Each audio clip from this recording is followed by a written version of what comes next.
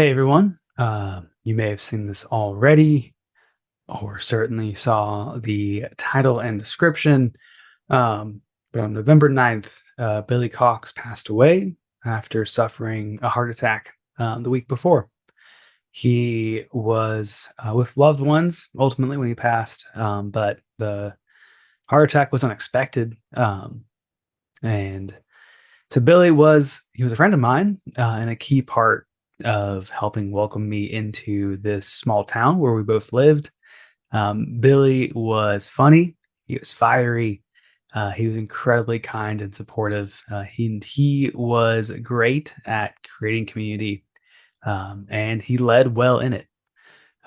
He connected people to each other, and I first met him when he attended a faith and finances class my church put on. He wasn't even there for the faith part. He was there for the finances, for the personal finance. And we started talking about video games and kept in touch since then. And so the more I got to know him, the more I found out like all that he was involved in, because he was deeply involved in our community, particularly with teaching trading card games, including running the Pokemon League for kids at our local library, in our local card shop. And the best way that I can describe Billy is that he was a champion, and that he championed what he loved, including his friends. And Billy was a frequent guest here on the podcast. He's been on close to 20% of all episodes of this podcast. Not even trying to gas him up with hyperbole. But he is my favorite guest. He always had some fun take, and he always had some thoughtful questions of his own. He has been a significant encouragement to me doing this podcast, and he's been a supporter and a collaborator since day one.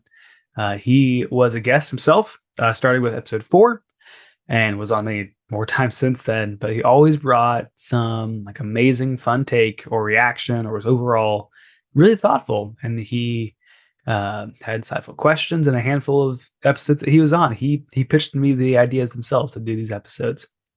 So though I knew him fairly well, largely because of this podcast, I can't really claim to have known him the best.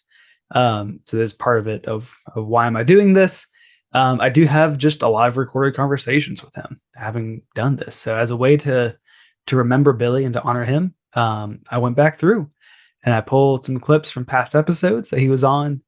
I'll introduce them as they come up, as they each kind of give a small picture of who Billy was. As we dig into these clips, if you're watching on YouTube, there may not be video for all these clips because I wasn't always doing video for the podcast. Or if you're listening to this on a podcast, you can watch a lot of these as clips in video format if you want to seek them out on YouTube. As another side note, if you're newer here, you've never listened to this before, the podcast used to be called 11 and a half minutes to talk about video games, before changing to quick play early last year. You'll hear that a little bit. And finally, if you want to go back and check out these full episodes that Billy has been on, the links to all of them are below in the description. And these clips are all in chronological order. They made sense to me that way. They tell a good story over time. So to start with, this is actually from the second episode that Billy was on, but it gives a good picture of the common themes of Billy and how he approached games. He loved Pokemon, and he loved competitive games, and in particular, he loved a good free-to-play online game. About the Battle Pass in particular, what do you like about Battle Passes? Yeah, man. I'm kind of more addicted to these, obviously, than you are. I currently play like Pokemon Go, Pokemon trading card game online, Fortnite, Smite, Rocket League, Pokemon Unite. A lot of Pokemon in there. Yeah. I'm very fortunate with my job that I can like listen to podcasts and books because it's just mundane. And then when I get home, we cook, we watch some TV together, and I'm already consuming a lot of story, like heavy content in a day. So I'm just like, I want to get on a game, but I don't want to invest more time in story. So this is where these type of games like work out for me so well. Yeah. I just jump on, get competitive, try to win, and then I get rewarded along the way. It's particularly the string of Fortnite, Smite, Rocket League, Pokemon Unite, just a beautiful rhythm of Southern drawl that he had. But one of the first times I really got to see like Billy Unloaded on the podcast was our first Game of the Year podcast for 11.5 minutes in December of 2022. Amongst a large swath of 10 guests, most of whom Billy had just met for the first time, he patiently waited his turn to talk about his Game of the Year. And when he started, he ripped into it. And then he again ripping into many beloved games from 2022. Here's a clip. Next up, we have Billie Cox here to tell us about his Game of the Year being Mario Strikers. Billy. Dude, you joke, but I am here just to be the negative Nancy of this party real quick. Oh no. It is not Mario Strikers at all. It's Pokemon Scarlet, and that says something about me. Wow. Okay? It is a awful game. Juicer. I'm into Pokemon, and I'm just sitting over here and I'm like, open world, like it is legit open world, nothing on the map besides Pokemon here scattered that you can't see, and you're constantly running into them. And it's just aggravating. And then you can't see them either because the camera glitched into the ground and my drift is going left. So I've got a massive headache. I spent 40 hours in the first week. I said, hey, job. Yeah, I did that. Thanksgiving dinners. Yeah, I did that. But then I still somehow managed 40 hours in the first week. And incredible. Oh man, it's just too good. Like a year for Pokemon, I'll tell you what. And now this is why I'm going to be negative Nancy real quick. Ready? Marvel Snap had more game content than Mario Strikers. Wow, that has nothing to do with Pokemon Scarlet. Even though Pokemon is like open world, like it is true open world and choose your own story. Unlike Stray, which is like let me stray into this single straight line the entire story. My DM in D&D is like more like open to me exploring other things than Stray was. Okay. I was just, cool. I want to get up on this building. Nope, the cat doesn't know how to jump on that little barrel. Sorry. There's so many shots fired. Dude, He's so angry. He's cutting out. All Pokemon head all of Just Dance. Elden Ring is just like, what is that? I am Brad with a human. That's all it is. That all is Elden Ring. You got these I almost said a curse word. You got these 4 triggers, and you're just I am breading walking through this world with a makeshift human body. Okay. Oh man. So I trash talk my game first before I trash talk all these other games. Wow. Okay. I love it. And that is how I learned that Billy is unapologetically himself at all times. So over time, Billy became really a collaborator and a voice in this podcast, and not just a guest. Here's a clip from May 2023 when he stole the intro from me.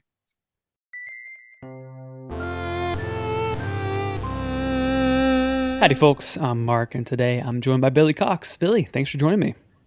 Hey, thank you for having me. So let's jump right into it because we only have 11 and a half minutes to talk about video games. Sorry for stealing this, but I have FOMO because you always do it, and I'm like, I want to know what it feels like. And that's the discussion of today's topic. Oh my goodness. He just went right, cut me out the knees. I don't even know what to do now. Okay. I just threw you for a loop, and that's what FOMO does to you. That is exactly what it does. It was a fun moment of just kind of seeing the podcast going beyond me, and Billy was really kind of the first one to take that on. This next one is just a fun one, as Billy talks about Fortnite. This was another one from a Game of the Year episode for 2023. It's right after Fortnite kind of cobbled all its different modes into one platform. We were talking about our favorite live service games or DLC from the year, and Jordan Lightheart was telling a story of when he first played a remarkably just okay survival or tower defense game called Fortnite at a trade show. Like you would have to go out and scavenge for material similar to like you break down stuff now, and then you would come back and build a base, and then mobs would come and attack you. Weird. It's wild. I think you can still buy that mode in the game for like $20. Oh, Like, I think it's Whoa, still whoa, okay, listen. Fortnite OG or Fortnite Save the World is currently for like $10. Let me tell you what, I love Fortnite That's like way half a too skin. much. Yeah, exactly. It's deal. half a skin right now. Go for it. Fortnite, let me tell you right now, no build at the beginning of the year. You're sitting over here, you hate those builders. Guess what? This is the mode for you. Yeah.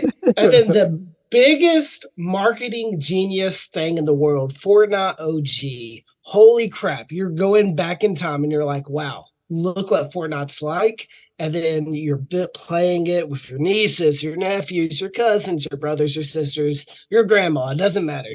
And then they're like, hey, remember what it was like? Garbage, but it was fun. And then boom, Fortnite Festival, rocket racing, Lego Fortnite. Holy crap. So we just saw the worst. And then we see these game modes that are just okay.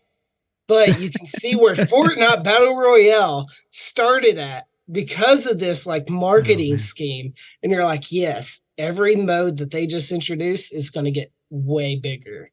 And then we get Ninja Turtles, Invincible, like WWE collabs. Man, Fortnite is Peter Griffin. Yeah. Peter. Family. Okay. I have a Bender skin from Futurama, and I'm currently trying to unlock Peter Griffin. So I want Fat Peter Griffin. I don't know why they did not give that to us. yeah, they give Billy, us is Fortnite your pick too? buff. Fortnite is my advent calendar besides Pokemon Scarlet and Violet. Oh, my word. Yeah, Nice. it's Fortnite. So I don't know if Billy came prepared with these soliloquies, but it was a delight every time when he got revved up. So one thing you need to know about Billy is he did not drive. If he was in town, he walked there. There'd even be times where I'd run to him at the grocery store and I'd offer him a ride home, and he'd just be like, "Nah, it's nice out. I'm good." But walking everywhere gave him a unique perspective, and as he shared in this episode about why so many games are centered around being tiny. So I have my theories on this, but I want to hear from you. Why do you think that this is such a common theme in video games? So I think it's because it's a familiar world. We know what, depending on the setting, the inside of a house or the backyard looks like, or the park. But we don't see it from that perspective. So we're able to sit there and be like, I know this. And it's exciting to see this whole different aspect once you're actually tiny and be like, oh, wow, that is the same but different. It's like whenever you're walking down I walk a lot. So like when you're driving, it's so much different when you go to a city driving past something compared to walking by something. You see more detail. You see the intricacies that go together and everything like that. It's a different perspective. It's small and slow, and it's just fascinating. Yeah. I don't know if interquits was a word, but it made sense in the moment. The next one here is simply because it was Billy's best joke. This is in another big discourse with a large group, which Billy really shined in these big groups. This was from the 100th episode of the podcast. We were drawing random questions from past episodes. This was the second question that was drawn, and it came from the 6th episode. Functionally, the question was, how do you vote with your wallet when there's bad practices? So Jordan Lightheart, again here, gave a response about how he is convicted to vote with his wallet, and Billy didn't miss a beat to give his take. Where, as a consumer, how do you respond to bad practices and abuse in the games industry? Anyway, that's a nice, light, and easy one. What do y'all think?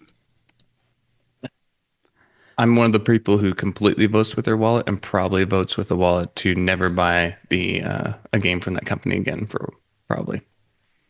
Like, and when I say consumer, I don't necessarily mean like, I think of like just bad games, like trying to wring money out of the player. Sure. And as soon as I get that, I'm like, I'm never touching one of your games again. Yeah, just like you keep a little black book and with red names and it crossed out. Yeah, I do the opposite. I just write "you suck" on the money and then give it to them. Another thing about Billy is that he was a family man. In this episode for the clip, Billy initially brought up the idea to talk about the kind of the natural break that he had in playing video games and what leads people to just drop games for a little bit.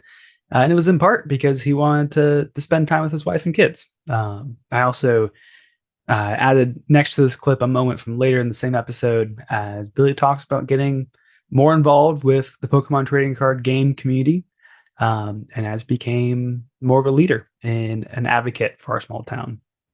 Like, is it kind of a, you just don't have the time to, and it's like, you're not bothered by that? Or do you wish you had more time? I could maybe have the time, but like I get home, my family's here. So that's another thing. So like me and Amy's been working the same for the longest amount of time right now. Yeah. So get home, it's just like, well, we'll spend time together instead of me, holding up in this room. Sure. Yeah. So then it's just watching Catfish and other shows.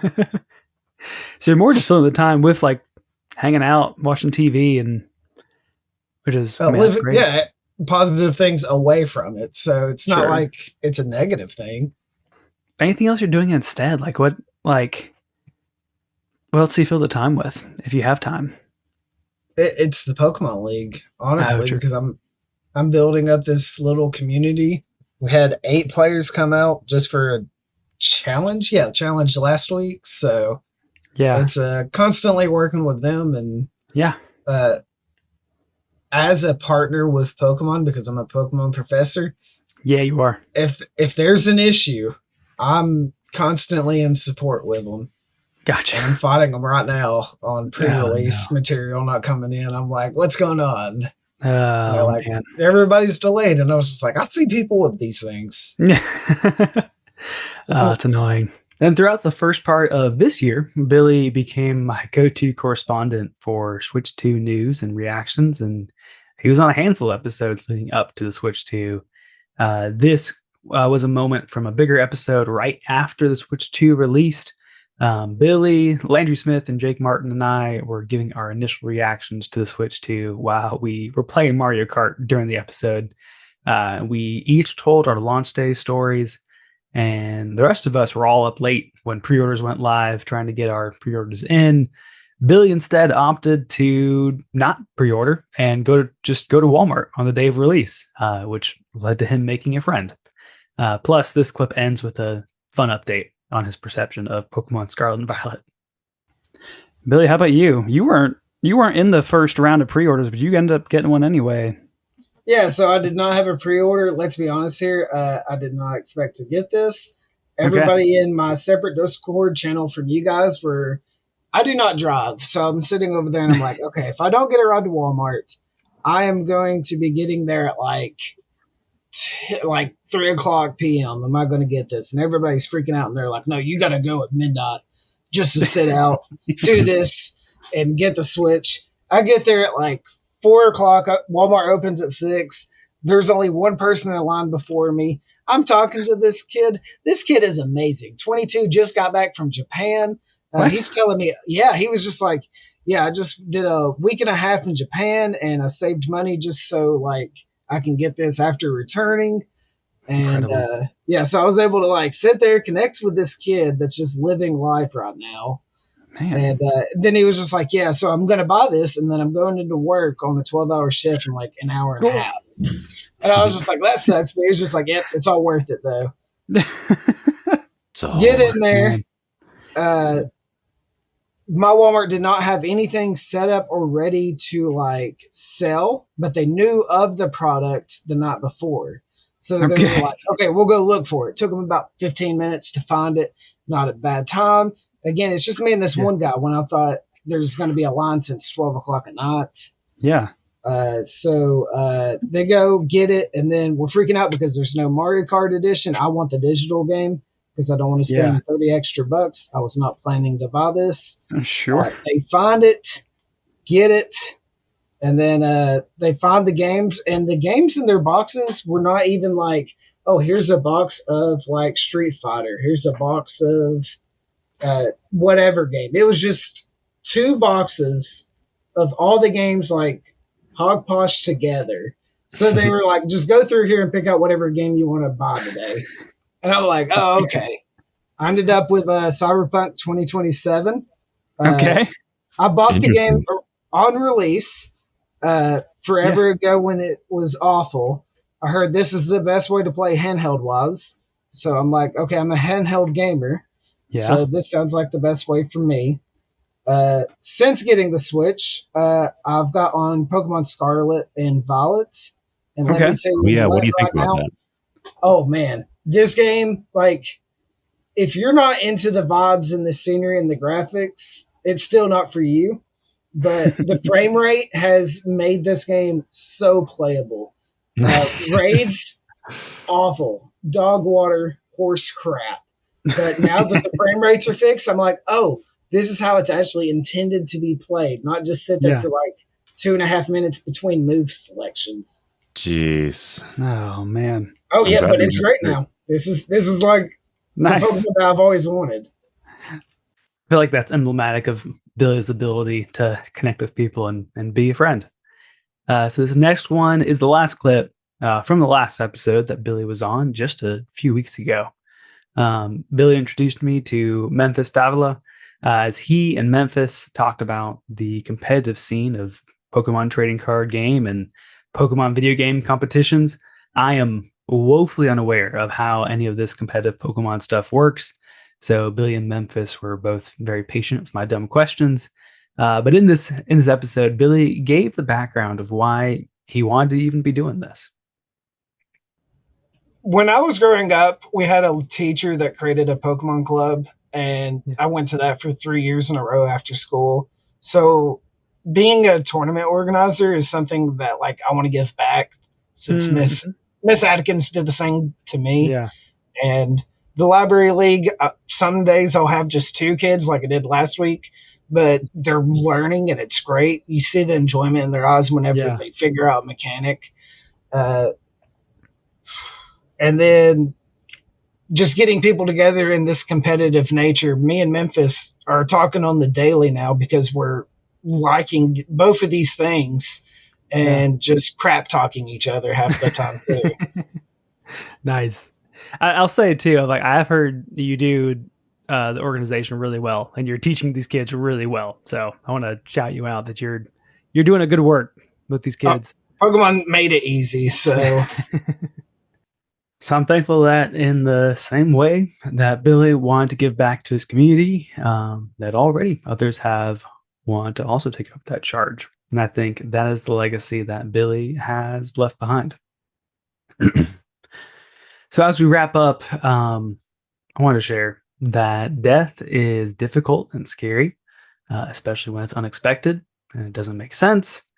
Even though it's a common experience, it is unnatural.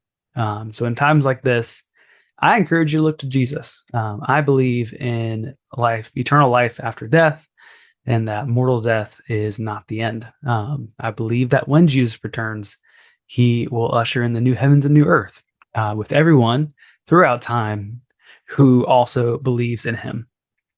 And it's only through him that we have eternal life, through living as a man, dying on a cross, and resurrecting. Jesus defeated death, and he is the only way to life beyond death.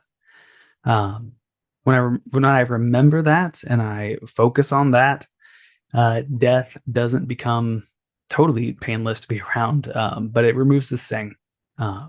This life is still difficult and sad and chaotic, but it becomes easier to endure when remembering that the kingdom of God is eternal, and this hard life is not. So if you're not already, I invite you to be a part of that kingdom, part of this kingdom, where ultimately death no longer exists. If you want to talk about that, please reach out. I would love to listen, hear about where you're at, and share about this hope. My email is in the description here, but there are all the other social media ways to get in touch. Or at the very least, I encourage you to read through the chapter of John 3. So I will miss Billy, and I am certainly not the only one he impacted. The loss of Billy leaves a significant hole in a lot of communities that he was a part of. He was a part of this one, and I hope to honor his legacy through the podcast and through my local community, most of all. So thank you all for listening and remembering Billy with me. Please continue to keep Billy's family, his wife, his kids, and your prayers and thoughts, and I'll be back soon.